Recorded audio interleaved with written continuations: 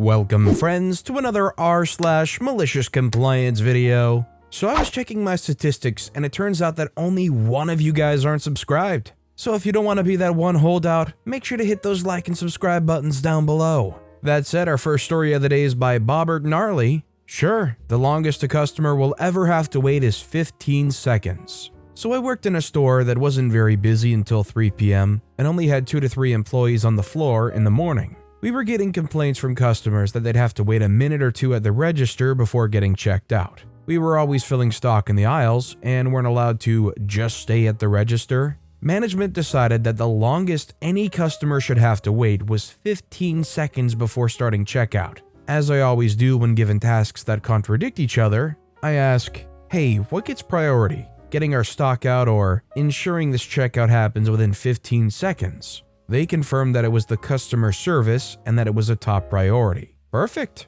I had my cart of stock and I was in charge of the register. My cart was about 7 seconds of walking time away from where I could view the register, so I literally walked for 7 seconds, checked, walked back for 7 seconds, which left me with a single second to do stock. Normally you can get a cart of stock out in 30 minutes. My cart was still quite full after about 4 hours. Management came by and saw me walking back and forth, barely doing any work. I reminded her that what I was doing was top priority, and since I wasn't allowed to stay at the register, that I was accomplishing both my tasks in the most efficient way possible. The next day, the 15-second rule had been abolished. If you go to a convenience store and you walk in, you grab something and you walk up to the checkout line, is waiting 1 minute to get checked out a considerable amount of time to you? Like if you had to wait there for an entire 60 seconds waiting for the clerk to come to the checkout, would that seem overly annoying compared to expectations? Let me know what you guys think in the comments down below. Our next story is by ECD Muppet. Being an engineer is freaking based when your management is incompetent. I'm a factory automation engineer with companies like Tesla on my resume. At my current factory job, shortly after I joined the company, I solved a problem that one of our processes had been having for literally the entire 20 years this factory has been standing, because my specific educational focus in engineering school was centered around exactly the kind of problem this process was having. I had the permission from my direct supervisor and production management to implement the fix for this specific factory line. The other lines were running well enough without it that I didn't feel it was necessary to apply it across the factory. It was just this one line that ran like crap for whatever reason, so I fixed the problem I saw. I did this for about 6 months and managed to fix the problem with literally dozens of different processes across the factory. All the while, I had no idea that there was a rule determined by our corporate engineering manager that all factory processes had to run on the same set of control parameters, and that we were forbidden from changing the parameters that I had been running around changing. I didn't know this was a rule, and I never thought to consider that it might be a rule, because it's an absolutely stupid rule. Process controls are supposed to be tuned individually to the equipment they're controlling. Every piece of industrial hardware is slightly different, even when the equipment is ostensibly identical. Without getting too technical, things like electric motors have subtle variations in the windings that make them respond differently to current flowing through them. Heating units have slightly different thermal mass and other properties that make them heat up a little faster or slower. The automated controls for those processes have to use slightly different control parameters to account for these subtle differences in equipment. But apparently, the manager read about corporate standardization in a book somewhere and decided that every line across all of our factories needed to run the same controller constants. He had spent years in his own factory forcing his technicians to find a single set of parameters that worked across all his lines. Apparently, he managed to find a set of parameters that didn't cause the equipment to catch fire, so in his infinite wisdom, he had spent the last 5 or 6 years shoving that mandate up the butt of all his technicians and subordinate engineers, so that he could report to his bosses that he'd been putting the hammer down standardizing our processes. So in his eyes, I was freaking up the whole factory by tuning those controller constants to match the hardware they were running on. After trying to explain that's not how any of this works, and getting about as far as that old lady in the commercial, I acquiesced to the manager's very explicit and stern demands to put everything back exactly the way it was supposed to be. I barely managed to avoid being fired on the spot by apologizing profusely for my mistake because I didn't realize that there was a standard in place. So when scrap and quality rejects at our factory doubled in a single week, and we lost about 70 hours of uptime because of jammed up processes, at a cost of about $10,000 per hour in lost productivity, there was suddenly a big meeting demanded by corporate to come yell at us for costing the company about $2 million in 1 week between all the increased scrap and downtime. At that meeting, I explained exactly the changes that I'd been making to the processes over the course of the previous 6 months. I had charts from our historian for every single process before I made my original changes, after I made the changes, and after I was compelled under threat of losing my job to revert all the changes I made back to the original parameters. I got the opportunity to explain to that engineering manager's boss that homogenizing code and standardizing processes is a good idea on the whole, but that there are specific equipment parameters that need to be tuned individually for each process they're running on, and that these parameters often need to be retuned if something about the process changes in a way that affects the performance of that process, such as changes in materials or natural wear and tear on components. And I explained that while one factory was able to find a set of parameters that worked across all their lines without causing catastrophic failures, most of those lines were actually performing quite sluggishly. And I demonstrated using our own plant's data how similarly performing lines at our factory before my changes dramatically improved yield and uptime when the processes were tuned individually. The corporate engineer manager got fired, and I got 40% of my annual salary as a bonus this year, along with everyone at my plant getting maxed out bonuses because of how well the plant performed this year. This is definitely a situation of a manager that has good ideas, but actually doesn't understand what they're doing. Maybe what I should say is good intentions, not good ideas. Our next story is by Demonox. District manager wanted us to treat customers like our best friend. Okay. Retail time, those were the days. I worked in the number 3 office supply chain in the country. Small flex, as there were only 3 office supply chains at the time. Well, I had one of those district managers that went to district manager school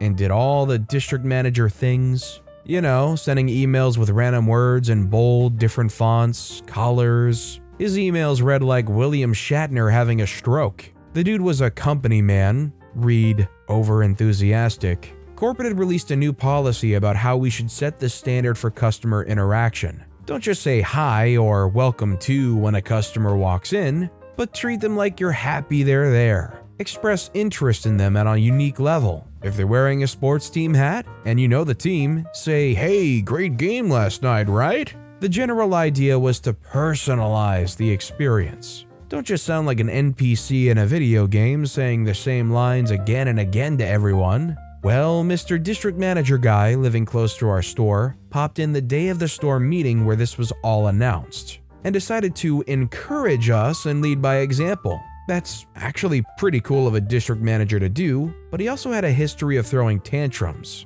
And we were like the bad news bears of the district, so it was more treating us like little kids. It felt more condescending than anything. Mr. District Manager interpreted the new policy to be, talk to the customer like they're your best friend.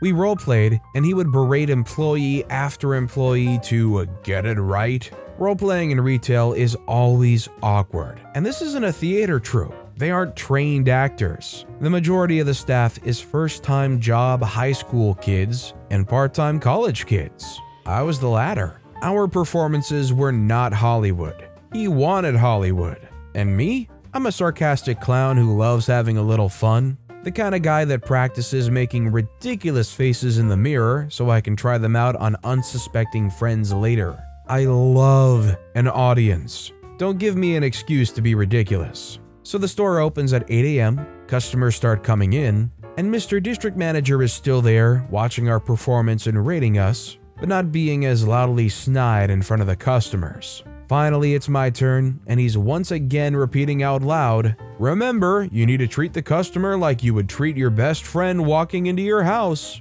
I recognized the customer who walked in, an old guy in his 60s we gave the name of Reno, and I know he heard every word the district manager said.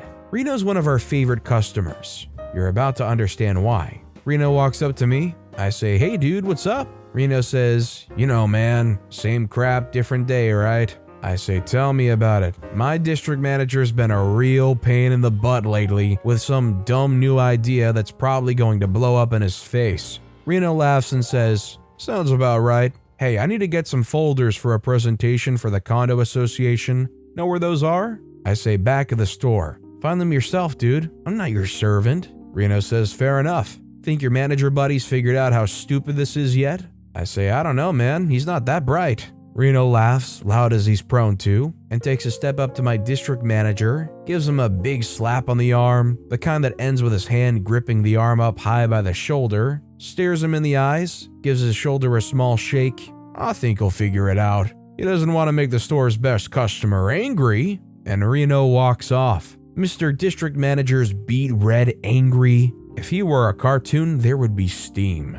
He breathes and practically hisses through clenched teeth, asking, "Just what the heck was I trying to pull?" I do my best Joey from Friends. "What? You said treat him like my best friend, and Reno practically lives here." I got written up again that day. Hashtag worth it. So many times I should have been fired from that job. Also, this was like 2004, so obviously I didn't get the word-for-word banter perfectly memorized. But that's the kind of guy Reno was, and that's the kind of employee I was, and that's the setup we were given. "Hey, what's up, man? You here to pick up some more crap?" "Alright, bro, just annoy me if you need something, I guess." "Okay, bet. See you around, bro."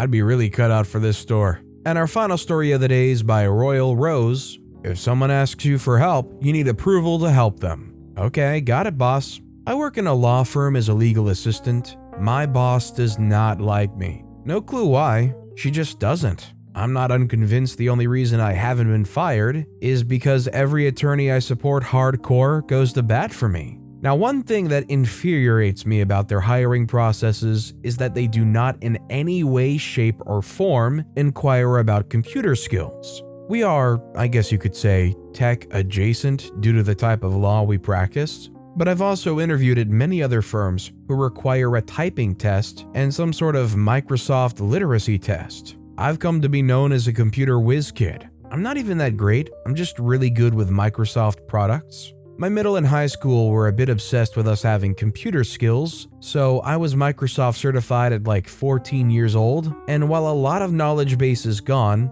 I still know my way around an Excel file. This is where I think my manager started to not like me. Within a month of me starting, I showed her up multiple times on how to do things, but this was all one-on-one training. Not like I called her out in a meeting. She would show me how to do something, like say how to concatenate in Excel. I couldn't even tell you how she was doing it because it was so convoluted and cumbersome. I asked if I could show her how to do it properly, and she said yes, and then was stunned when I did it in 2 minutes versus the half-hour explanation she had given to me. This repeated itself with several other things, and finally, I just stopped making suggestions because it became clear she didn't want to hear them. Because why let someone help you become more efficient, right? As my attorneys spread my skills to the rest of the firm, I was starting to be asked to help with other people's tasks so they were done quickly. Then other attorneys started telling their assistants to ask me for help. I never minded, as they always asked if I had time before just assuming I would help them.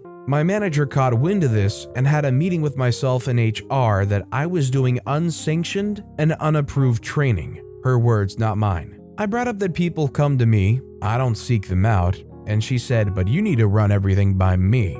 I asked if I had to do that if it was a 30-second fix, and she said yes. Okay, you got it. So I did just that. Someone asks me for help fixing a document header. "Hey manager, okay if I show so-and-so this?" Someone asks me how to make Excel columns all the same size. "Hi manager, am I okay to help?" Get asked how I can make it so when I copy and paste it's in the specific format. "Manager, can I show them?" And to cover my bases, I copied HR. Wanted to show that I'm abiding by the rules. Multiple times a day. I'll give her credit, she lasted almost a month, but I was PTO 1 week. I was then told I'm allowed to assist others with Microsoft products without running it by her. By now, I'm not asked nearly as much to help, mainly because my knowledge has spread.